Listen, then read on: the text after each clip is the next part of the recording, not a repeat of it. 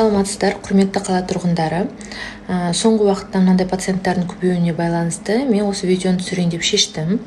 Егер де сізде жүректің кенет қағуы, жүрек тарсылдап кететін сезімі болса, оның қасында үрей, қорқыныш болатын болса, түсініксіз үрей, түсініксіз қорқыныш болатын болса, ұйқының бұзылуы, жиі бас айналу, жиі бас ауру, қол дірілдеу, аяқ дірілдеу деген қосылуы мүмкін.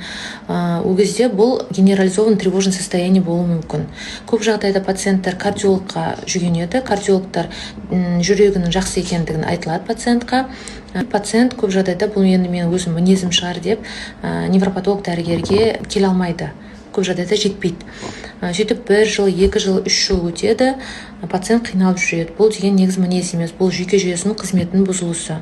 Генерализованный тревожный состояние ертерек егерде дәрігерге көрінетін болса, 1-2 таблеткамен емделетін ауруға жатады. Сол себептен өзіңізді қинамай, егерде сізде жаңағыдай симптомдар болатын болса, невропатолог дәрігерге келіп, консультация алып, бұл диагноздың бар екенін немесе жоқ екенін біліп кеткеніңіз абзал.